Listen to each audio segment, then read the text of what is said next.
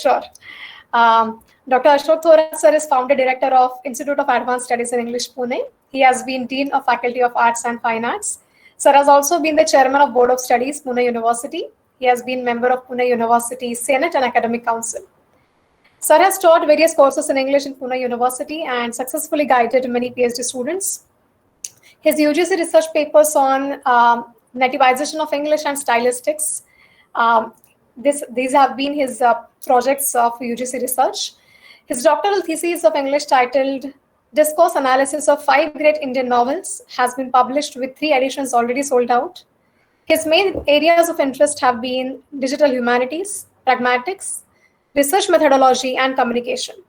I would like to highlight that Sir is the first to introduce in India the areas of digital humanities and pragmatics. Dr. Ashok Thorat sir has published 12 books, 42 research papers. He has edited and published Rewriting Human Imagination.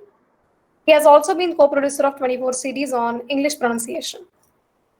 He is founder editor of Asia Quarterly, an international journal of contemporary issues, which is cataloged in Congress Library, US.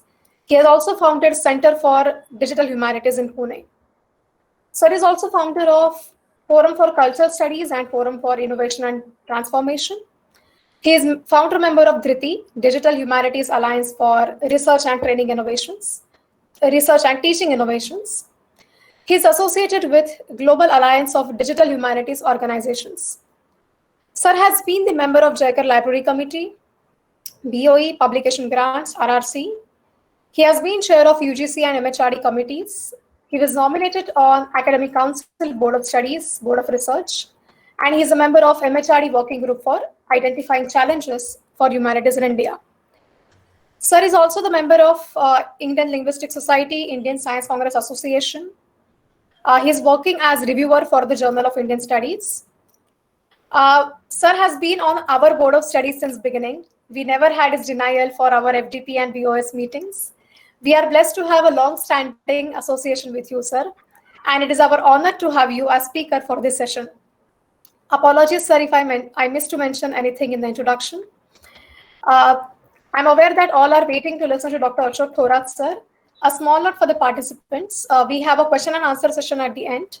So we will take questions as much as possible within the given time limit. I now kindly request our honorable speaker to begin the session. Over to you, sir. Thank you. Thank you, Prajakta. Finally, we made it. Yes, sir. And in fact, to confess, I have already forgotten what I planned to speak. During the last half an hour or so, I was just struggling with technology.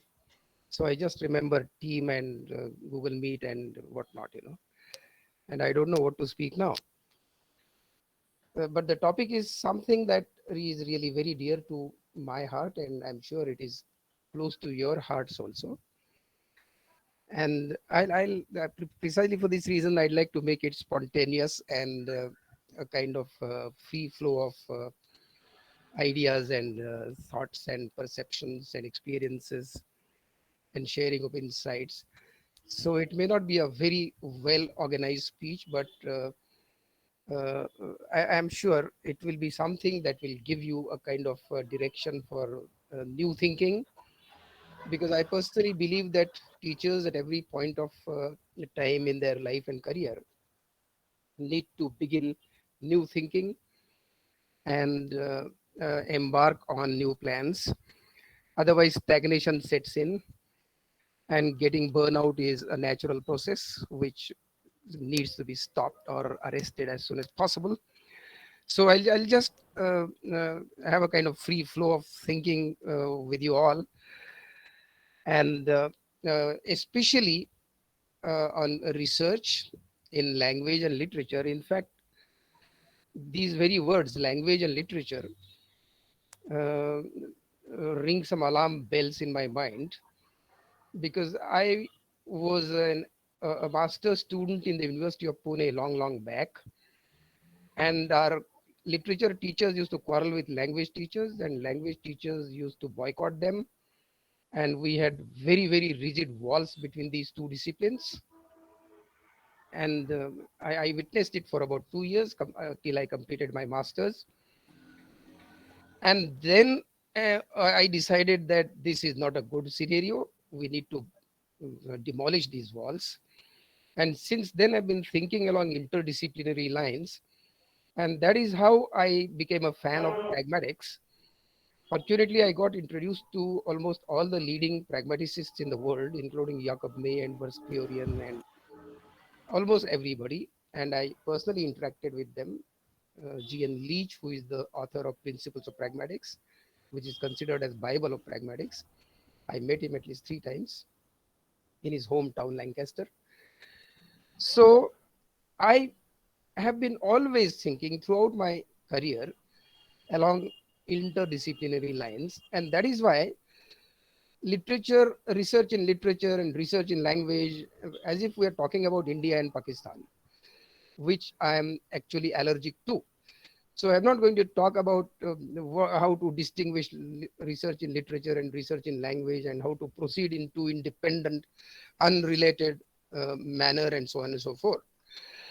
I personally feel that entire knowledge system now is going through a kind of reverse process, a process of segmentation or fragmentation that began with Renaissance is now being reversed, and we are getting more and more interdisciplinary or multidisciplinary.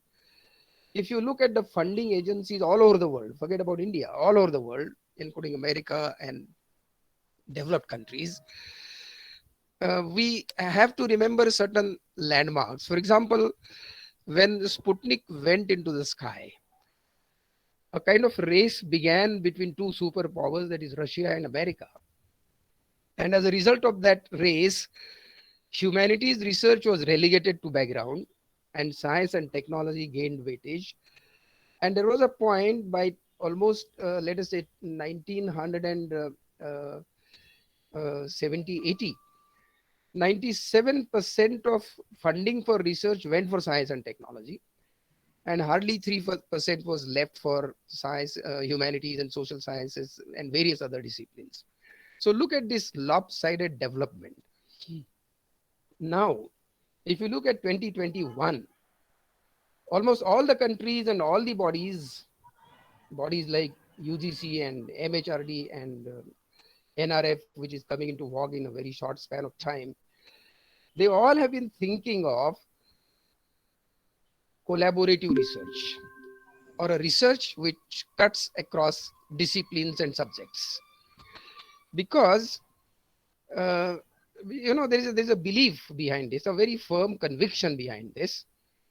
Although single discipline investigations will continue because that is the norm in most of educational research, like doing research on Shakespeare or doing research in D.H. Lawrence or doing research in verb or noun or whatever. So this kind of research, which is, I call it conventional research and a single discipline investigation, is the norm. And this might continue for quite some time. But worldwide, people have stepped up their funding, especially during the last 2-3 decades, on other fields of inquiry. That is multidisciplinary research. And the assumption or conviction behind this step is that multidisciplinary research will lead to a more integrated knowledge base that is suitable for informing the increasingly complex world in which we live.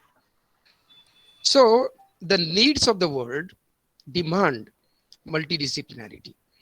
If you look at the National Education Policy 2019, there are 2 or 3 keywords which recur almost after every 3 pages or every 4 pages. One is liberal arts education, and second is multidisciplinarity, and third one is large sized higher education institutions, HEIs. Now, why do these words recur almost on every alternate page?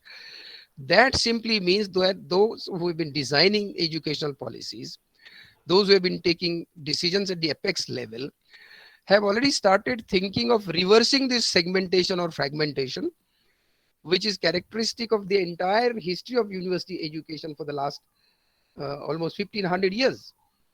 And that is why I'll begin with something that is very interesting from my point of view. I don't know whether it interests you, but I'll try to put before you.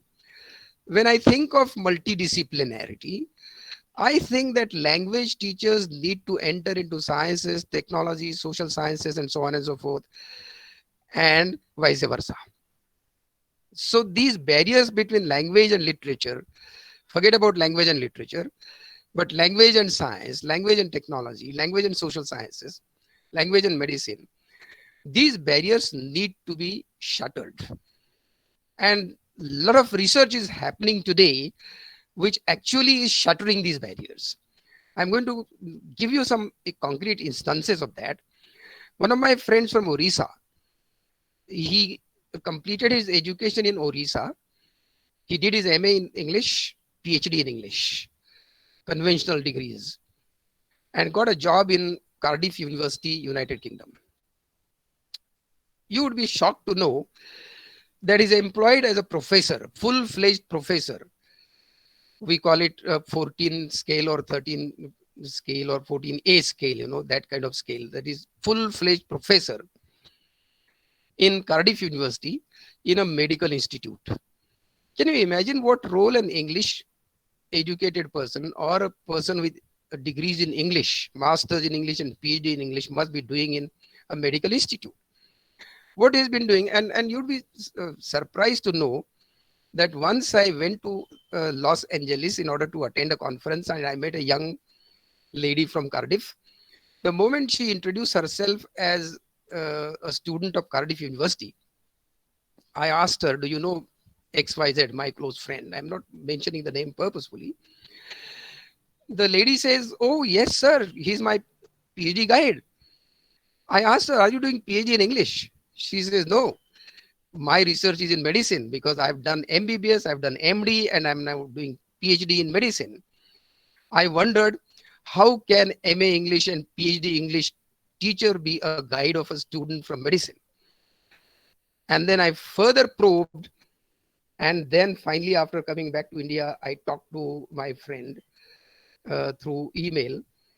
And I realized that he has been doing a lot of research on the language and communication that happens between patient and doctors. And almost all the doctors in that university, that institute in particular, are being trained by him in communicating with patients. So this is what is on the rise now. If you look at IITs in India, for example, their departments of humanities and social sciences have introduced digital humanities on a very large scale. Now, why is this happening? That is because in order to address the real life problems or the real human problems, you need to be multidisciplinary, because no human problem is monodisciplinary. And therefore, you need to enter into social sciences, you need to enter into sciences, you need to enter into technology, and so on and so forth, and try either merge with them or absorb their principles and do some research which actually is helpful for solving some human problems, crucial human problems. For example, during Corona period, communicating with children in the houses because they are stuck in houses for the last 1.5 years has been a very serious problem. So we need to train everybody staying at home to communicate effectively with children. So, real-time problems or real human problems are entirely different from the problems that we discuss in literature and fiction. And therefore, we need to cross the barriers. One of the attempts that I made a few years back, something like 5 years back, was to study different languages. For example, why to study only English? Is it because I did MA English and PhD in English and I'm, earning my bread because of English? Why should I not compare English with other languages in India? So what I did, I scanned through a lot of data related to census. Every 10 years we have a census in India. And then I came across extremely interesting data. Extremely interesting data. I'll just tell you some figures. I took 10 languages: Hindi, Telugu, Bengali, Marathi, Tamil, Urdu, Gujarati, Kannada, Malayalam, and Oriya. These 10 languages, where were they in 1961 and where were they in 2001? And I realized that all these languages seem to be flourishing with a few exceptions. Let us say Hindi. Hindi grew from 13.4% in 61 to 41.03% in 2001. Huge growth. Bengali grew from 7.7% to 8.11%. But Marathi got reduced from 7.6% to 6.99%. Kannada got reduced from 4.0% to 3.69%. Oriya got reduced from 3.6% to 3.21%. Telugu got reduced from 8.6% to 7.37%. So except for Hindi and Bengali, most of these major languages show a decline in terms of number of speakers. Now, this aroused curiosity in my mind, and I started doing further research. And then I started looking into 2011 census. And I compared 61 figures with 2001 figures and then added one more column of 2011. So what happened in 2011 then? Hindi, which grew from 30.4% to 41.3%, has been slightly reduced to 41% in 2011. Bengali, which grew from 7.7% to 8.1% in 2001, remained constant at 8.1%. And look at the languages which were steadily declining. They have arrested their decline. For example, Marathi. In 1961, 7.6% people used it. 2001, 6.99% people spoke Marathi. In 2011, 7% people spoke Marathi. So there's a slight increase. This is seen in almost all the 10 languages. Now, question occurred to me, why during 61 and 2001, that is 40 years, why did most of the languages, Indian languages, showed decline?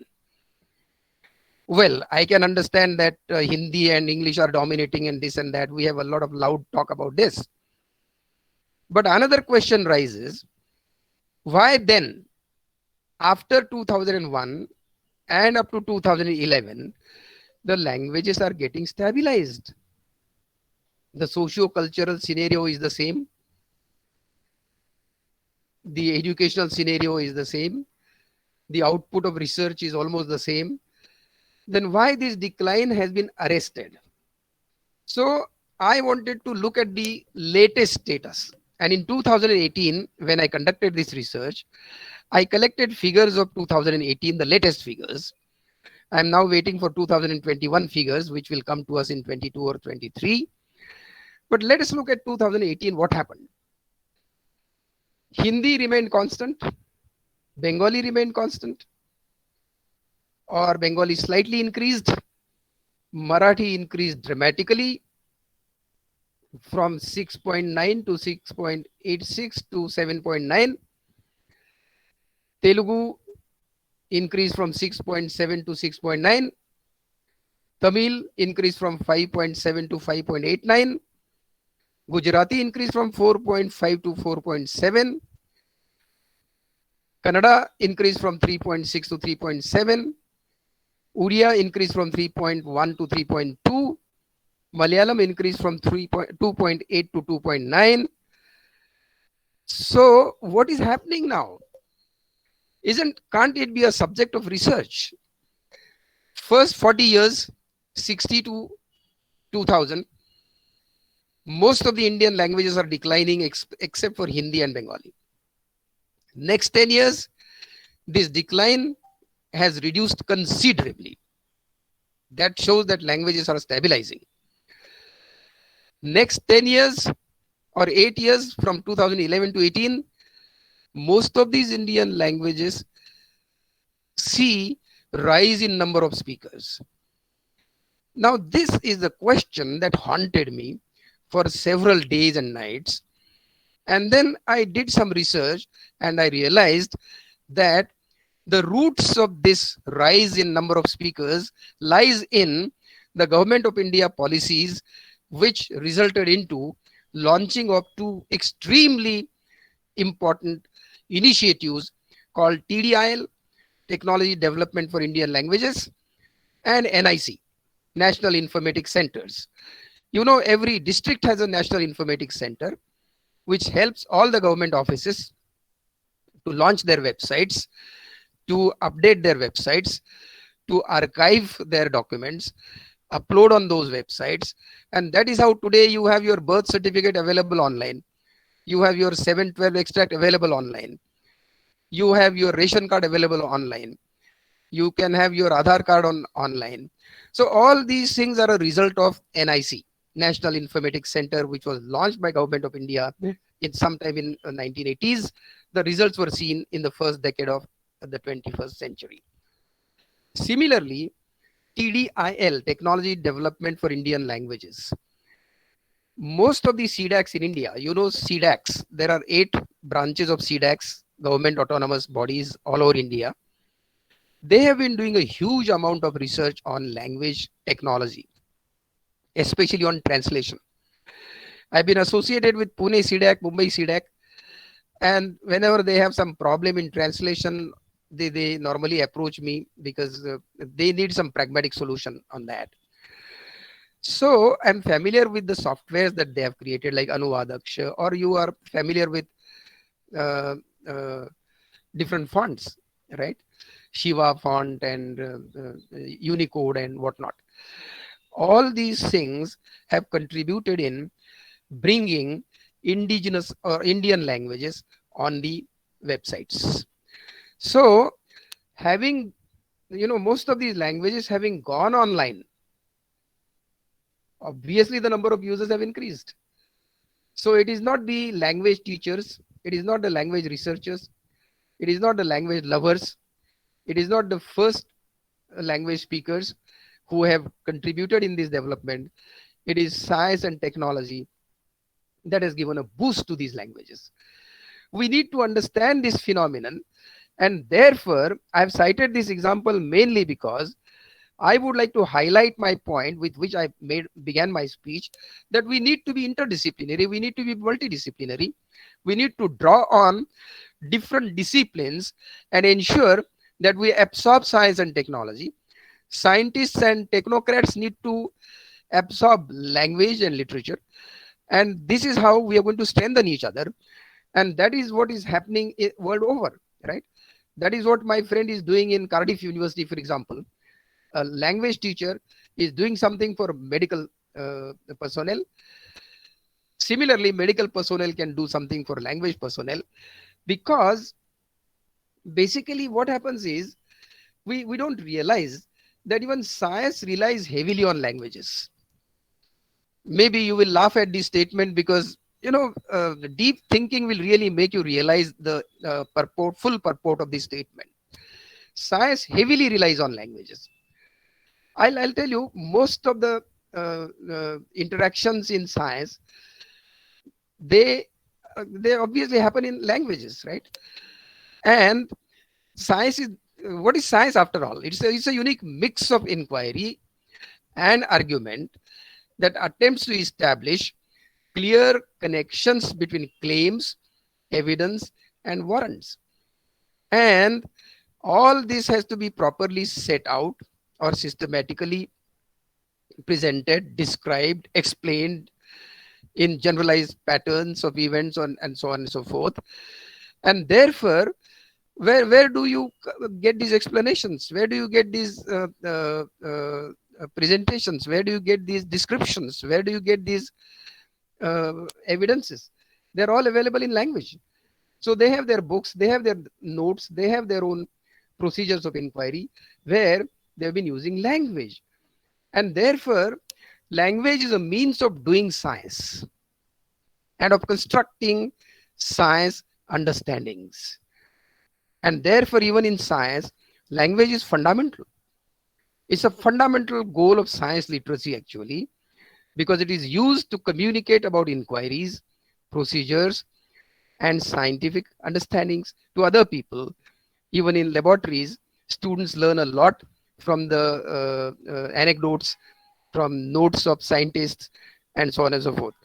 And therefore, reading and writing are the skills that all the people in science and technology master. One simple example which will convince you of my point, and that is, you know Abdul Kalam. The question is, do we have only one scientist in India? We have dozens of scientists, but Abdul Kalam is the best known in the country. Apart from his work in science, especially in space science, one of the most important qualities that Abdul Kalam had was the ability to communicate. He communicated whatever he did in science. Space science is a very difficult subject. It's beyond comprehension of common man, but he could communicate that. Something similar happens with Anil Kakodkar. He talks about science and scientific inventions and scientific processes in common man's language. And that is why Anil Kakodkar is known to the whole country, whole world perhaps. Even, I've heard Anil Kakodkar talking to a gathering of 3,000 farmers. Can you imagine a scientist talking to 3,000 farmers? And I'll tell you, for about an hour and a half, not a single farmer moved from the place. Why does this happen? So you should realize that language is not the property of language teachers. Language is fundamental to all scientific activity, all technological activity, in medical field, in every other field. And we need to think along these lines and embark on research that is more interdisciplinary, that is more useful, and that is more productive. Having said this, now let me tell you how researchers in humanities, especially in literature, because you might say that, sir, literature is autonomous. How researchers in literature are researching literature itself. One of the best examples that comes to me is the example from Stanford University, where under the leadership of Moretti developed a concept of distant reading. We know close reading. Close reading is also referred to as reading between lines. You have a small chunk of a passage or a poem, and you read it absolutely carefully, maybe twice, thrice. You do close reading and try to reflect on it and try to understand it. So you read less, but derive more. That is what is close reading meant for. But he talks of distant reading.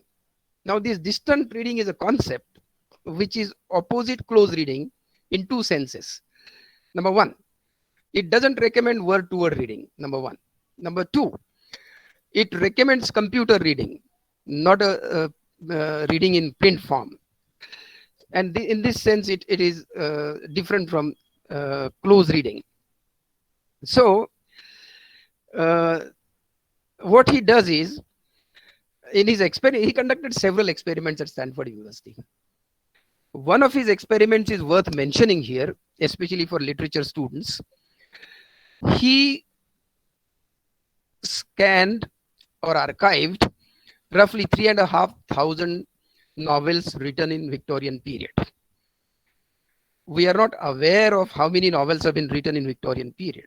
What we do under the name of classics, we select a few novels written by Charles Dickens, and Thomas Hardy, and maybe a couple of more novelists.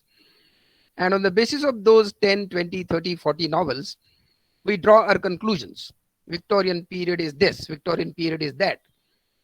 Moretti says if you read 5 or 10 or 20 novels and draw your conclusions about one period of, let us say, 100 years, how are you sure that it is authentic? How can your opinions, how can your findings be authentic if they are based just on 10 or 20 novels which you consider classics?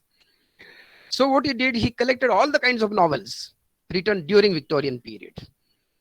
And he got 3,500 novels. He archived them and fed to the computer a program, developed a program in which, computer is nothing but it recognizes patterns. Okay. So he developed certain patterns, and then he uploaded that those archived novels, 3,500 novels, on that platform and derived some conclusions. One of the most important conclusions that he arrived at was the titles of novels in the initial days of the Victorian period ran into 8 to 9 words, whereas towards the end of the Victorian period, they were reduced to 2 or 3 words. And then he also goes on finding out the reasons why the titles have been reduced to 3 or 4 words. In fact, he studied 7,000 titles of British novels, and on that basis he arrived at that finding. And then he goes on to saying that if he analyzes 7,000 novels altogether and 3,500 novels from Victorian period, his computer can give you more authentic opinion about what Victorian period was about or what Victorian period was like. So your classics, which is based on 10 novels or 20 novels, your opinion based on these novels is not likely to be comprehensive, is not likely to be authentic, is not likely to be complete. Okay. What he does out of this experiment is he develops a kind of network, and he applies it to drama also. He has developed network for Hamlet, for example, Macbeth, King Lear, and a few more plays. And he studies the play with the help of networks. Network is nothing but lines connected to each other. There are nodes, and from the nodes emanate lines, and they join another node. So this kind of network in which Hamlet is at the center and Claudius is at the another center. Queen constitutes one more center. So there are 4 to 5 characters which constitute centers. Obviously, Hamlet's center has more connections with other characters. And then all these connections, they talk about actions in the play. So with the help of 5 to 6 networks, entire Hamlet is explained. And he goes on saying that Hamlet can be studied in more authentic manner. You can understand why Hamlet is being deceived, why he is being misled, why he is being carried away by emotions, why he is so undecisive.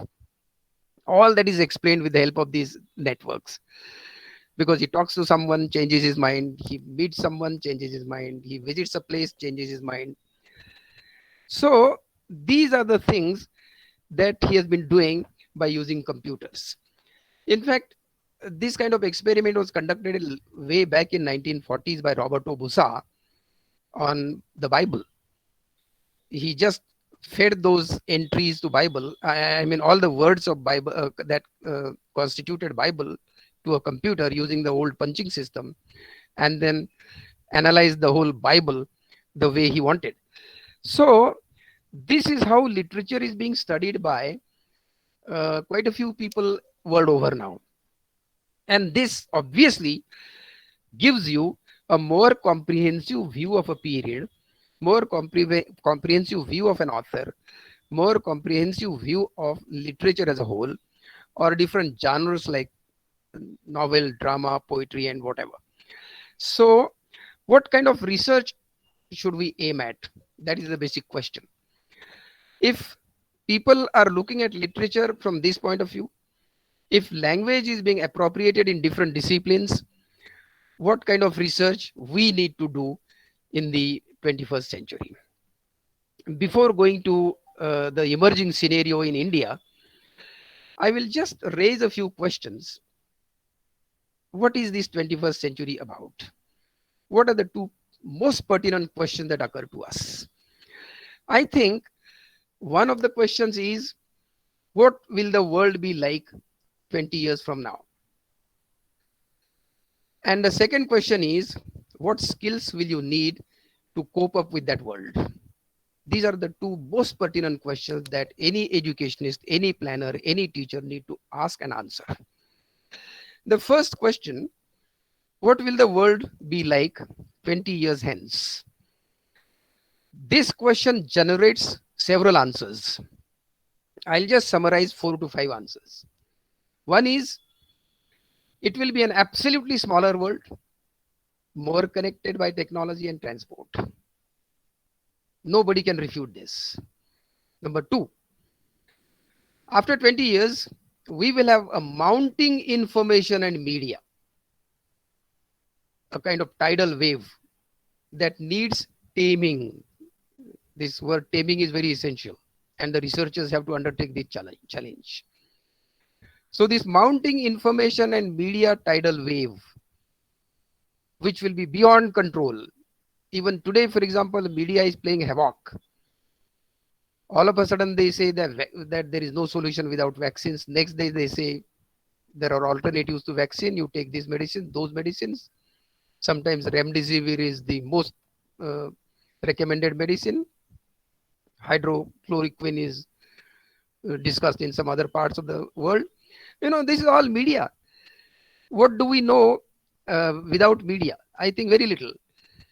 And therefore, this is going to increase, and we need to tame it. We need to tame it so that it is more ethical, it is more helpful, it is more transparent and more authentic. Third, global economic swings that affect everyone's jobs and incomes. These swings are going to be on the rise here onwards. 100 years back, nobody thought of global economic swings. In fact, nobody was even aware of what was happening in America and what was happening in China. But today, something happens in China and that influences Indian economy. Something happens in the South Seas and that influences African economy. So, these global swings, they influence not only economies, but also your jobs and your earnings. Now, Corona, for example, is a global phenomenon. It has affected jobs of so many people and has reduced income of millions of people. That is simply unimaginable. Next answer that you get to this question is, the strains on basic resources will increase. Basic resources like water, food, and energy. The strain on these resources will increase. And therefore, there will be acute need for global cooperation, and we'll have to accept or recognize environmental challenges. This will give rise to increasing concerns about privacy, security, and terrorism. Because out of problems result terrorism. Technology is raising issues of privacy and security. Security is not only physical, but online security, online frauds, online crimes. And that's why different kinds of concerns will emerge within 20 years. And the last one is the need for better ways to manage time, resources, and projects. This is where the role of researchers increases. Because we as the researchers need to suggest better ways of managing time, resources, and projects. Governments are without eyes, without ears, and without brains. They get guided, they get channelized, they get counseled by intellectuals outside the governments. And most of these intellectuals are basically researchers. Researchers in humanities, researchers in social sciences, researchers in sciences and technology. So these are the challenges that will emerge in the next 20 years. Now, what are the skills that we'll require after 20 years? Now, I'll combine those skills under three groups. One, innovation skills. Two, digital skills. And third, life skills. Life skills have been useful for the last few thousand years, and they'll be useful for the next few thousand years. So they are constant. What are the innovation skills we need? We need creative thinking.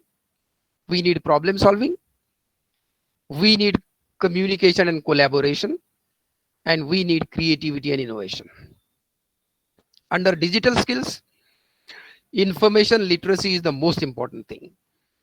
Media literacy is equally important because today's technology allows collaboration between teachers and experts, and therefore creating digital resources, presentations, and projects together with other researchers from any part of the world and from any other discipline would be essential. So global collaboration will change the entire experience. It will allow to share research and ideas and stay current with issues and updates in the field. So this is about digital skills.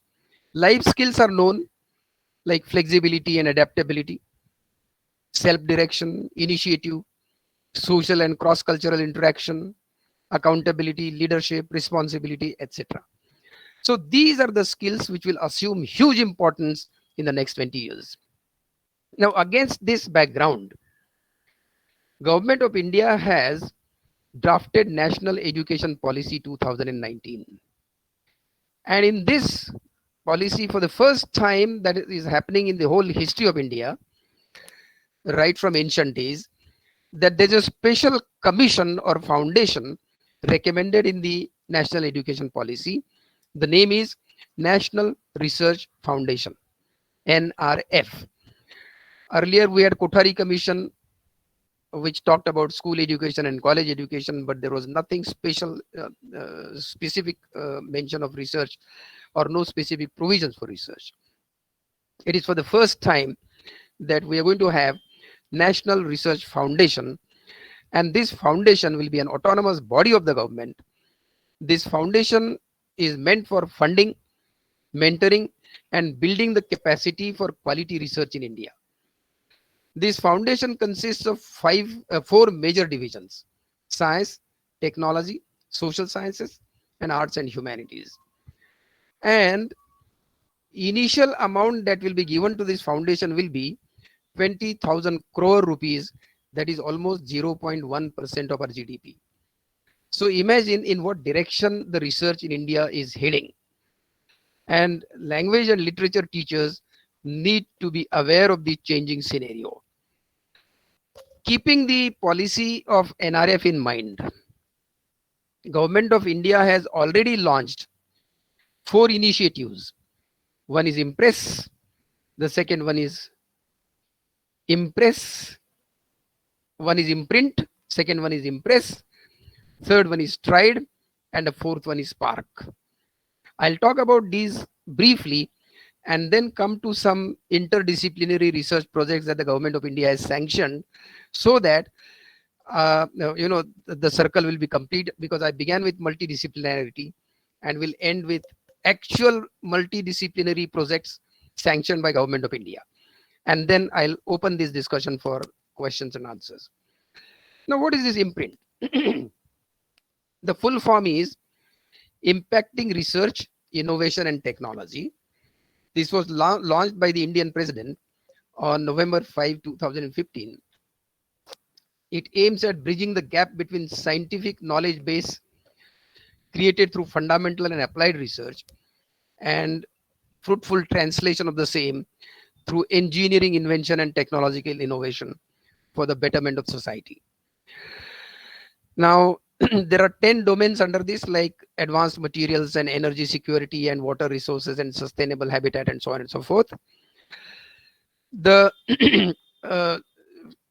first announcement was made something like 4 years back, and projects were invited on these domains, coordinated by Indian Institute of Science, 16 IITs and 25 ministries. These 10 domains received 2,612 proposal submissions, of which 259 proposals were approved by July 2019 with a budget of 594 crores. Imagine 259 proposals and almost 600 crore budget.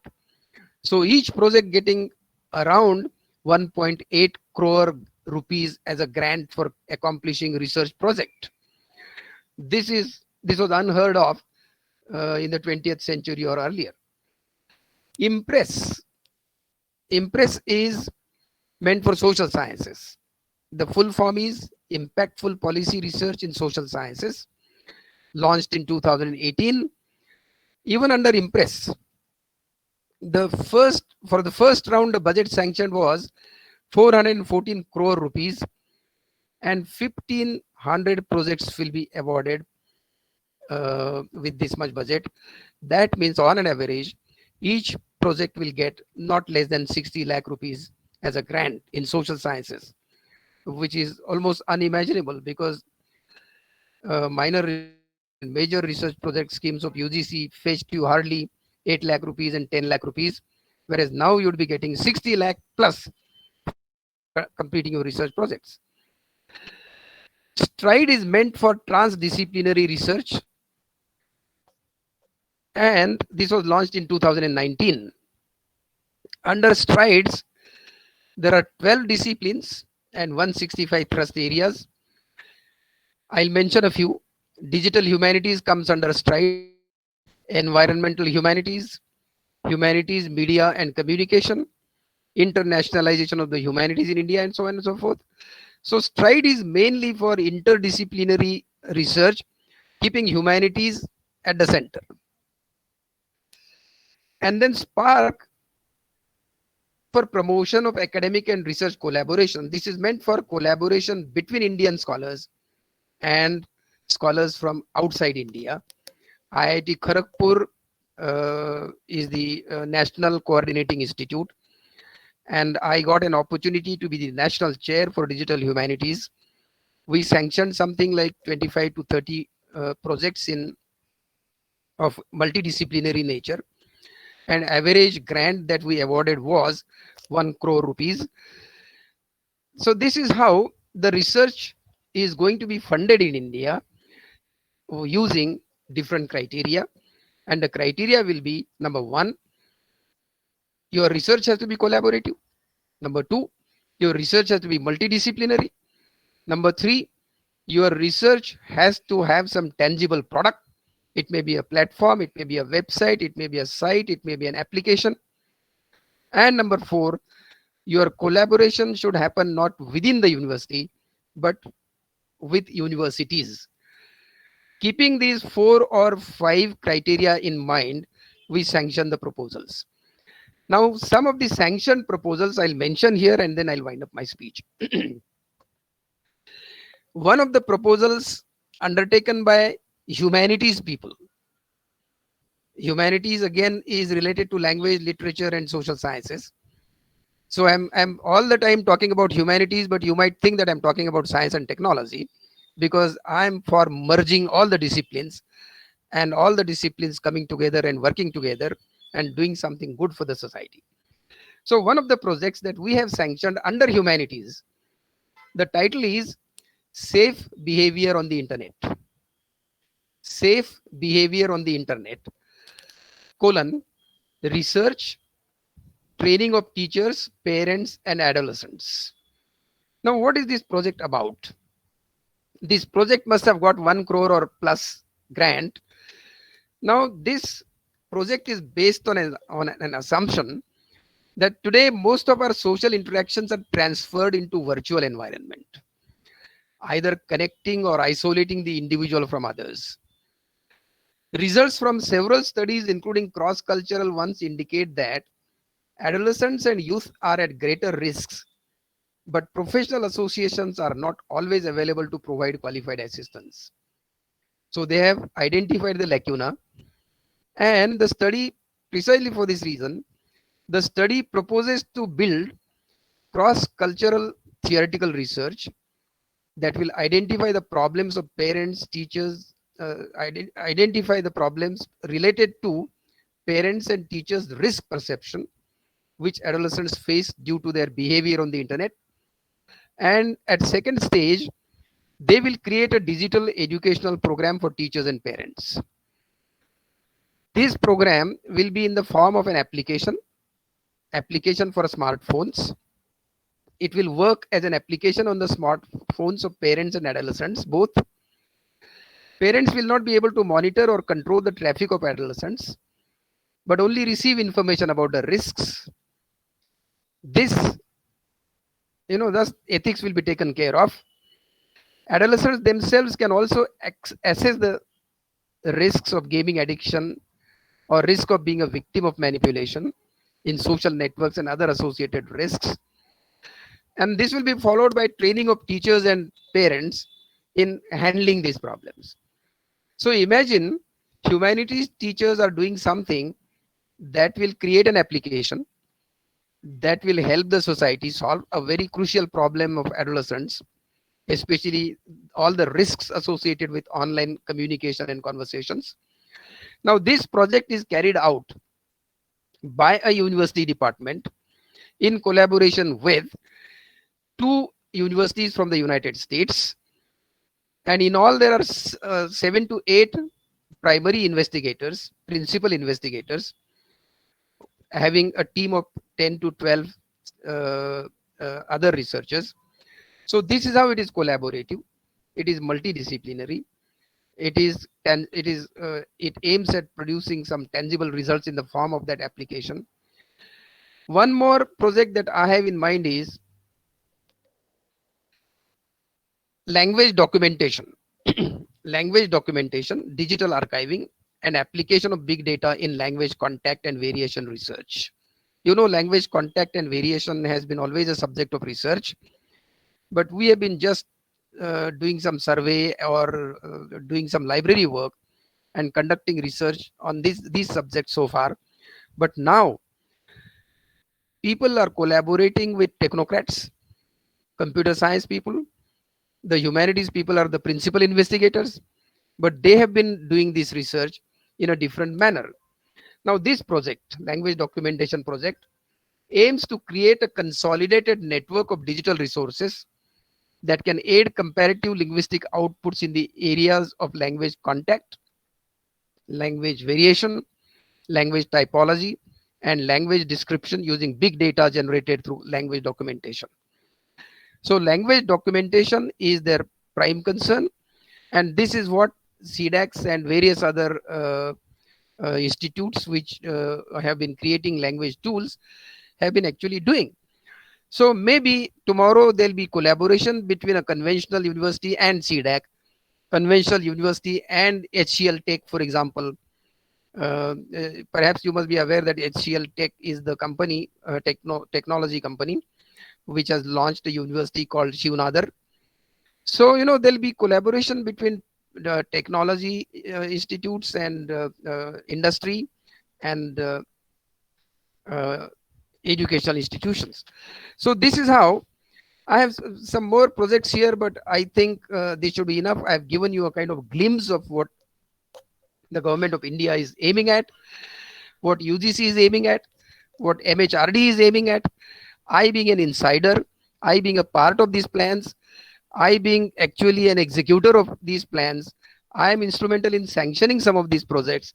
I am fully convinced that after 20 years, the research scenario in India will emerge in such a manner that maybe after 20 years, I'll wonder whether I really conducted my research in this country or somewhere else.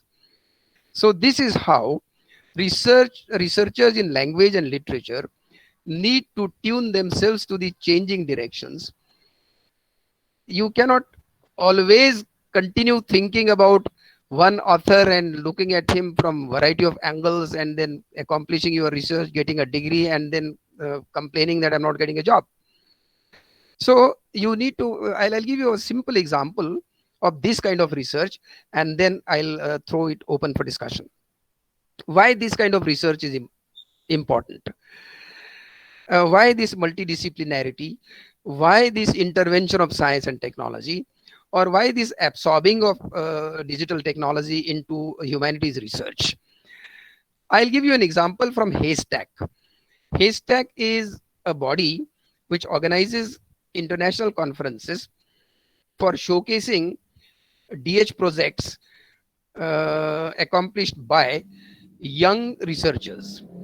Normally, the age group is 20 to 30. And people like me, we are invited as observers. So once I went to Arizona as an observer, and I met almost 200 researchers between 20 and 30 years of age. After listening to them and after watching their presentations, during intervals and lunchtime and tea breaks, I met several those youngsters and asked them questions, typical questions that we normally ask in India. Who will employ you? Number one. Second question is, how much salary will you get? And you would be shocked to know that 90% of them told me, we are not looking for a job. Forget about salary and package and anything else. My next question was, then how will this research help you launch your career? And you would be surprised, 25 to 30% of those people told me that they have already launched their products, and they have already started earning money at the age of 20.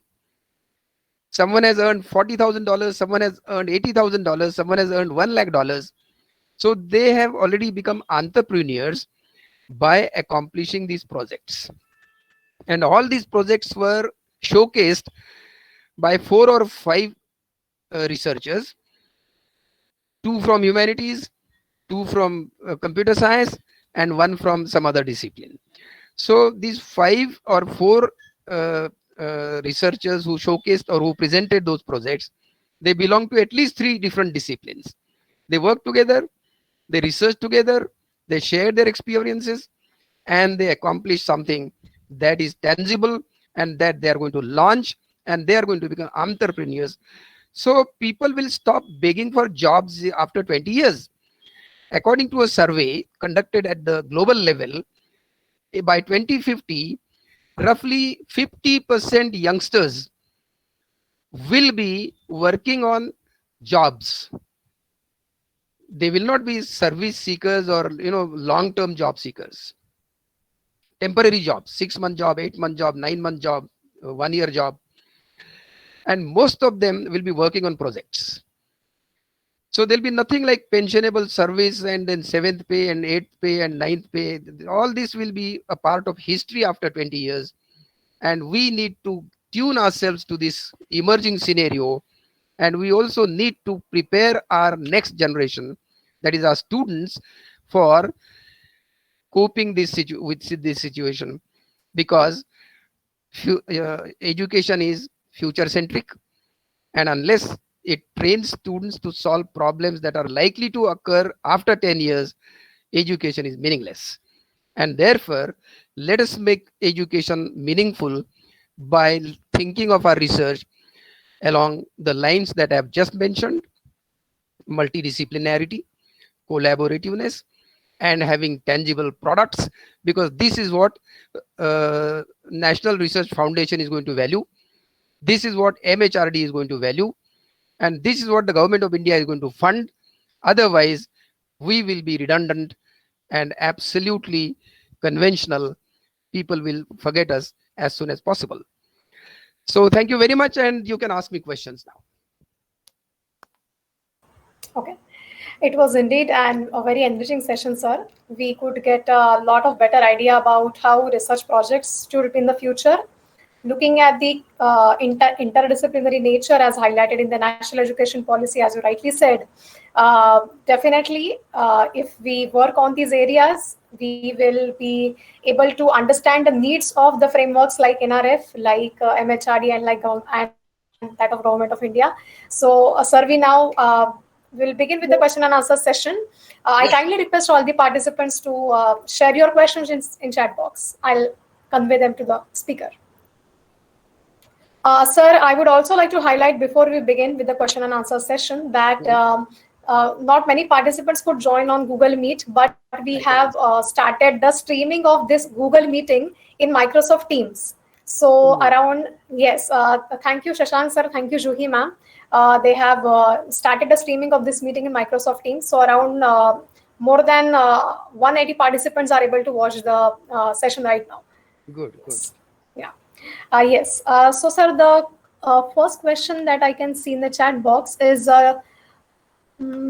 yeah, sir. Some of the participants have also put the question in chat box of Teams.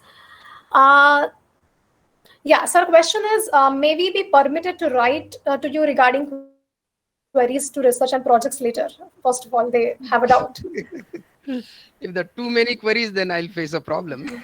Yes. But if we have some screening process, I have no objection. Yes, sure, sir.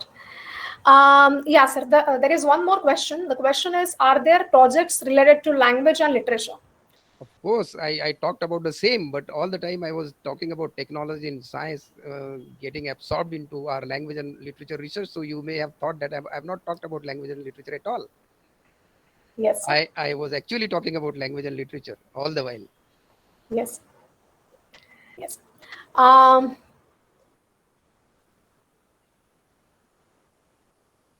okay. Do we have more questions to Ashok Thorat, sir? You can put the questions in chat box. Okay, sir. There is a question by Swarnam Diana Karedi. Apologies if I'm not taking your name rightly. If we want to participate in the research, what is the path ahead, sir? Do we have a research project? That's the question. I think the best way for any serious researcher is to visit the Government of India sites. You can just type Stride or Impress or whatever your specialization is. Maybe if you belong to science and technology, you can type Impact, or for social sciences, type Impress, and you'll get all the information. You will get their guidelines for how to submit a proposal. You will also get the list of thrust areas. So everything is properly channelized and guided. So I would advise all the serious researchers to visit these sites as soon as possible. And whenever the second round or the next round is announced, submit your proposals, because preparing a proposal itself will require something like 2 to 3 months, because you need to collaborate, you need to identify collaborators from other universities, from outside India, and that is why it will take some time. So you need to prepare thoroughly. Getting a grant of 1 crore or 2 crore rupees looks very attractive, but it also needs some preparatory work. So do visit those websites. Sure, sir.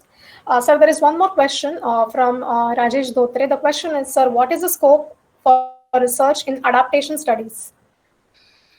In fact, there is scope for any kind of research, as long as the research is based on some solid questions, that is research questions, conducted absolutely qualitatively, and arrives at some authentic findings which have a transformative value.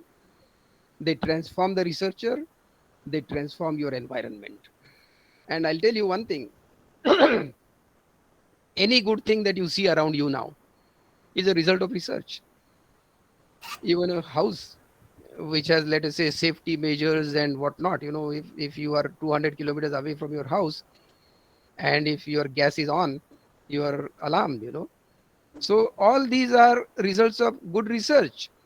So good research always contributes to happy living, always contributes to better living, and therefore forget about adaptation. Anything in the world has utility, provided that it has a transformative value. Yes, sure. Sir, there is one more question from Dr. Bitla Srinivasulu. The question is, how could we get postdoctoral fellowship?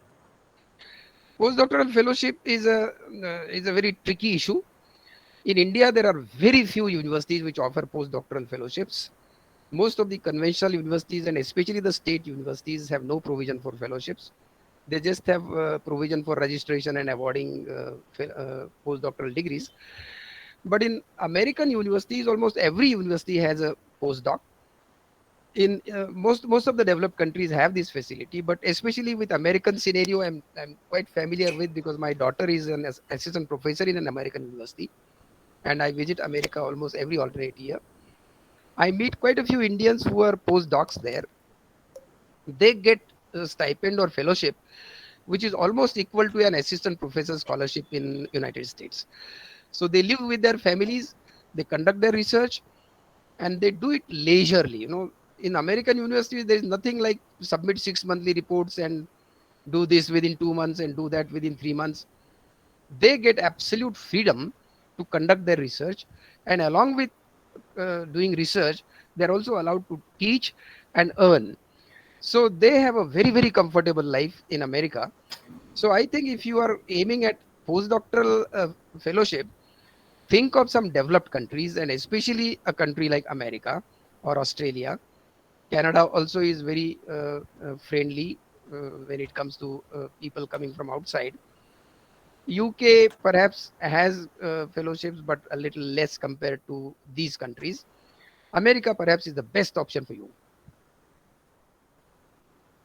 And almost every American university, including the league universities, have the provision for postdoctoral. All depends on how your specialization and the need of the university are matched.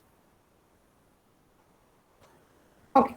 Sir, there is one more question. How do we access new areas in research and literature?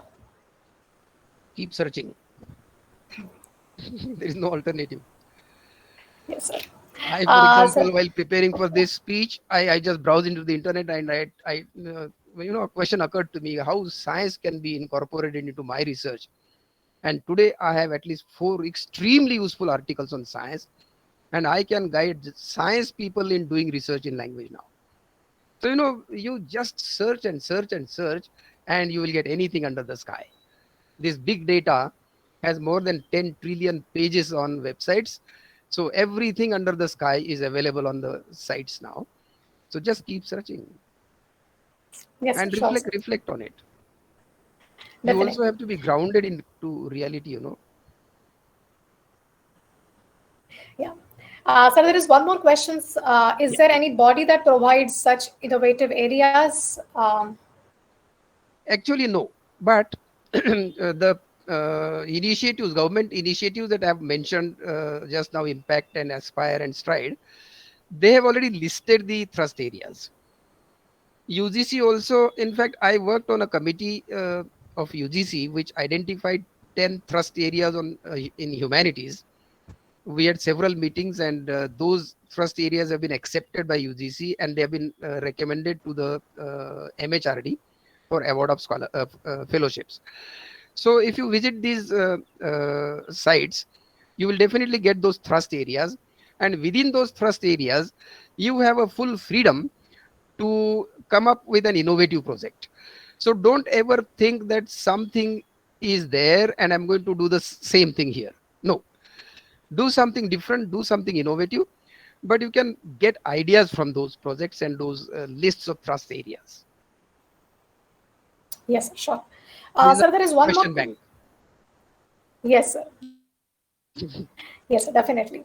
There is one question which says how Dalit literature will create impact in 21st century. Let me tell you, all over the world, people have been studying the issues related to race and caste and Dalits in India. Even in India, let me tell for your information, one of the research students at my institute is conducting a research on uh, underrepresentation of marginalized classes in digital humanities. Because the basic assumption is that digital humanities is meant for elites, and that is why she's studying the whole socio-cultural gamut which is responsible for this underrepresentation. So I'll tell you, any human problem needs to be studied, examined, explored, and solutions have to be derived or found out. Otherwise, how will the humanity progress? So research on Dalit and their state is going to be a very crucial research for future. Something similar will happen with migrant workers, for example, unorganized workers, because these are very, very essential areas, because we need to, I mean, we should, it is our responsibility to improve their life and make their life more happier. So the research has to happen, and it is only researchers which will be able to transform their whatever condition they are living in. Right, sir. Sir, there is one question which says, what are the things that we search in an appreciable research? Appreciable research.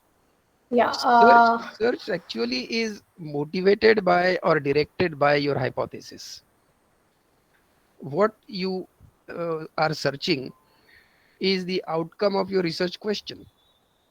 So, once you decide your research questions and arrive at a statement of problem, you actually are giving direction to your research. So all your search is directed by your statement of the problem or hypothesis, and then your results also are a result of the search which is guided by this hypothesis. So these are all interlinked activities in any research. Yes, sir. Sir, there is one more question. Which course are in drama and poetry? Amin, present. I am not able to understand the question exactly. Mhm. Amin, present, sir. You have put one more question. Kindly rephrase the question so that we can convey the question to Thorat, sir, properly. There is one more question. Can we do research online by continuing our job? Obviously, who stops you from doing that? Yes, sir. And sir, there is one more question. Sir, there are a lot of comments pouring in as the lectures. Everybody has found the lecture very interesting, innovative, and very much informative. Uh, yes, sir. Sir, one question is by Amin present again. Today's student need multidisciplinary domain who we have to take in research. Amin present, I kindly request to rephrase the reconstruct the question so that we can convey the question properly to the speaker. Yes. How technology helps us in the literature? That is the question, sir. How technology can help? I gave you an example of a distant reading project carried out at Stanford University, but I'll simplify it for the sake of the listeners. Do you think we can do without technology anything in the under the sky in the future? That is the first question. Secondly, is there something that is not available on the big in the big data? And thirdly, is there something that you cannot do without the intervention of digital technology? For example, even human relationships are managed, controlled, developed, strengthened through digital technology. So anything and everything happens through digital technology. So whatever you study in literature, for example, what do you study in literature? You study human condition, you study human experience, you study human response, you study human culture. That's what you do when you study Shakespeare or Wordsworth or D.H. Lawrence or whatever author you study. So literature is basically about human culture and human response and human experience.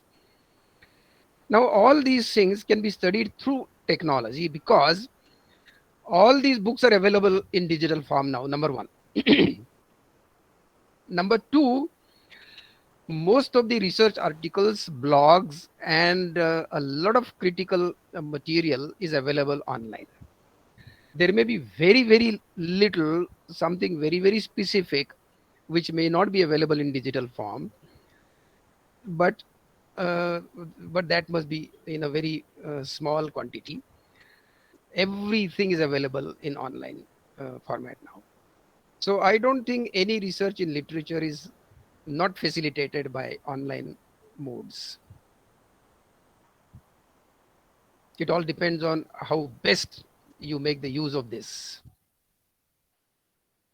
And that is why search skills are extremely useful in conducting any research.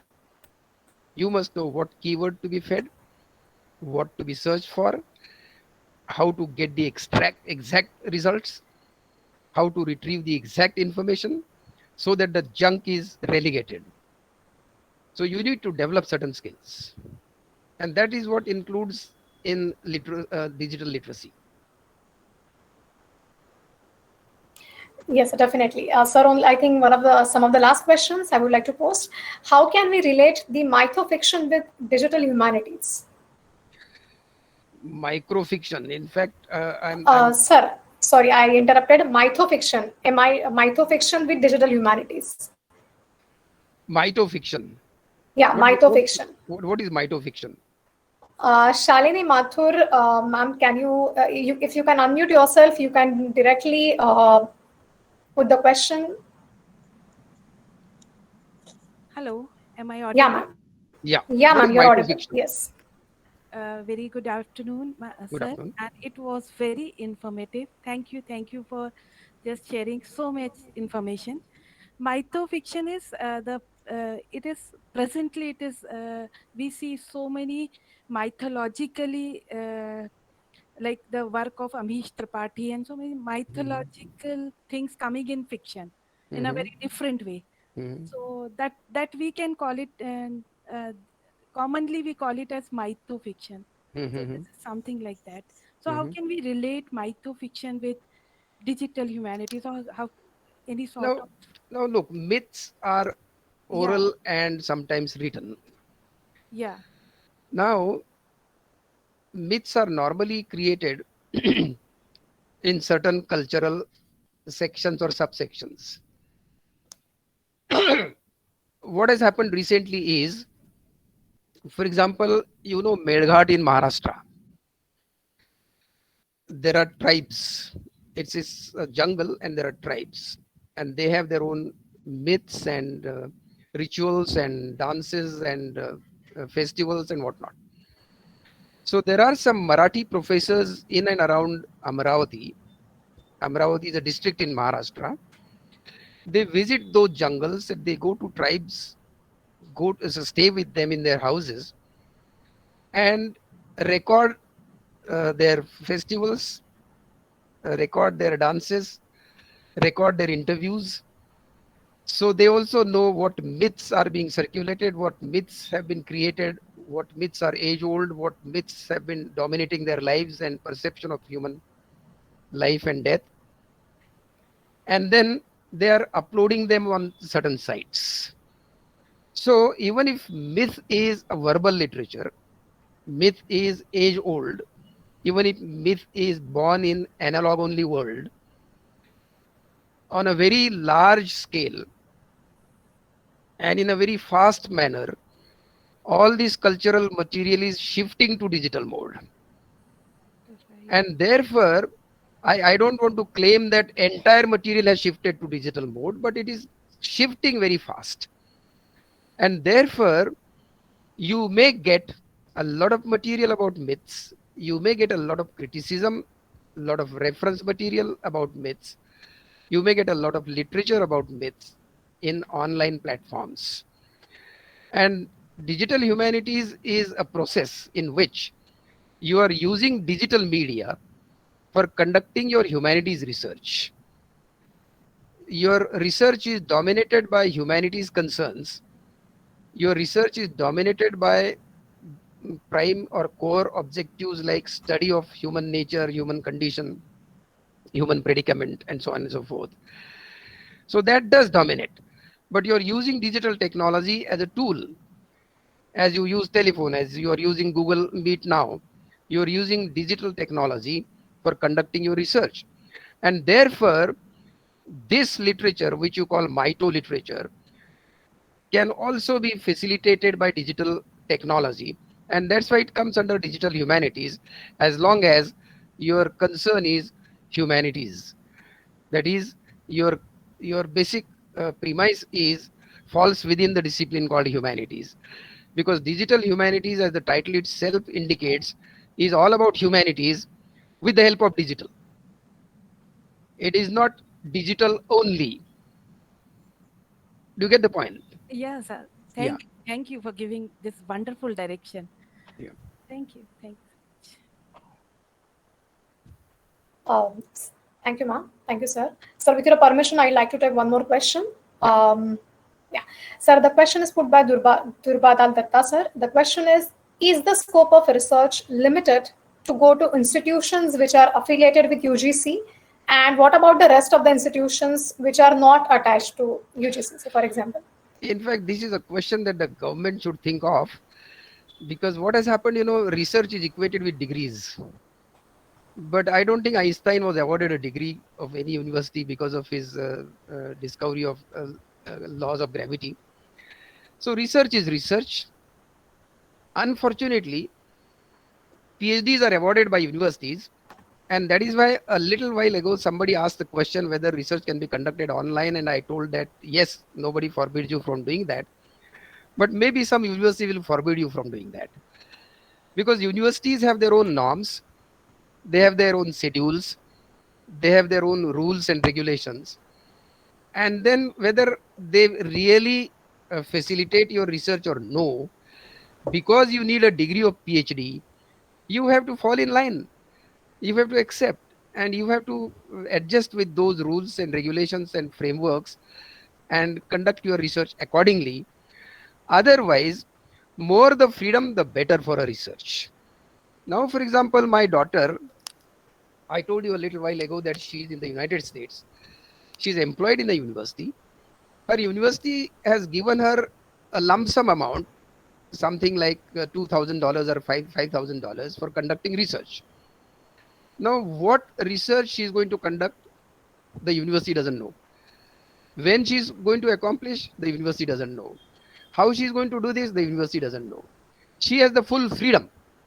She just has to produce a report towards the end of her research project and submit it to the university online. That's all. So for a year or 2 or 3, she'll be just conducting her research, traveling in different countries, collecting data, doing it at home, doing it online, doing it in her own way, without submitting monthly report or 2 monthly report or 6 monthly report or anything to the university. And nobody is going to ask her where that money has gone. This kind of research can happen in developed countries, and that is why perhaps they are developed countries.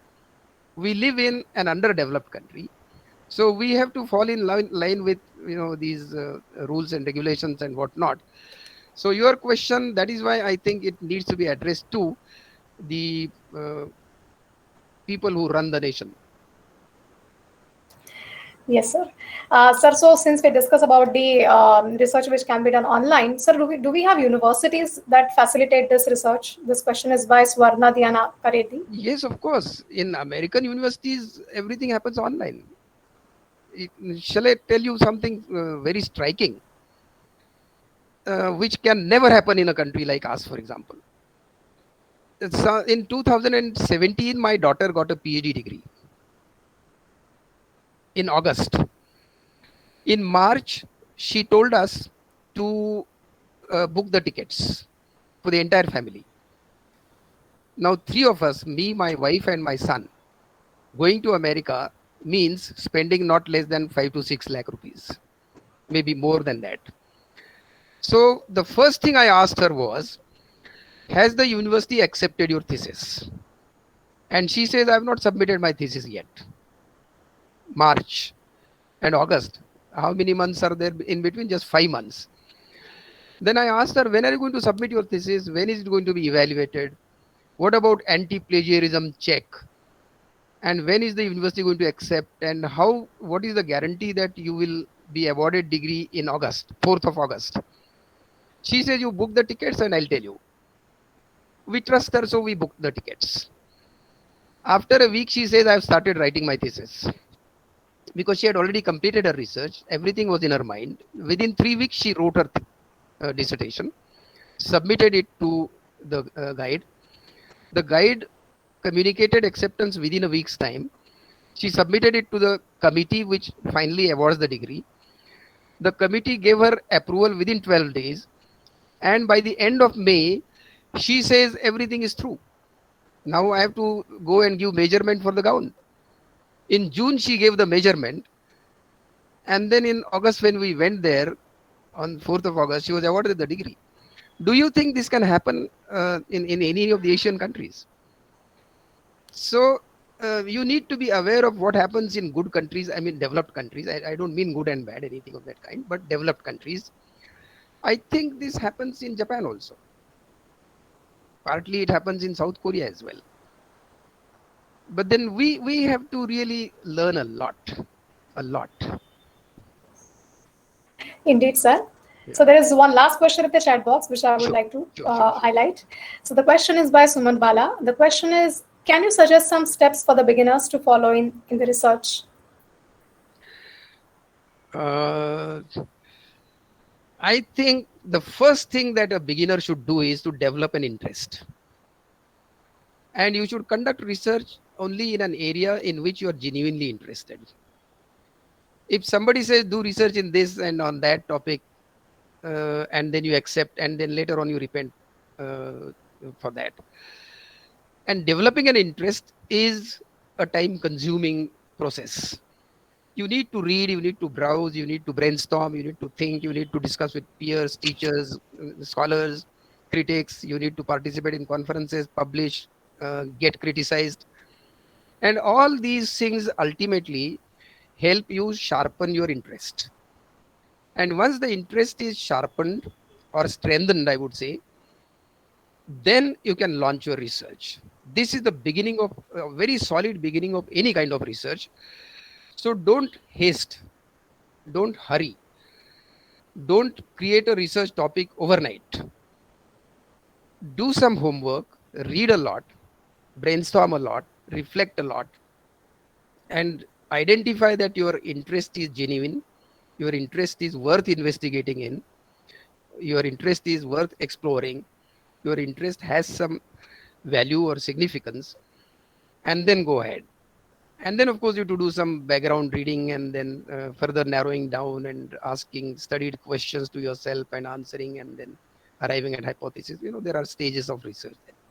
But this is the solid beginning. Develop an interest. If you don't have an interest, don't do research at all. Do farming or anything else. Yes, sir.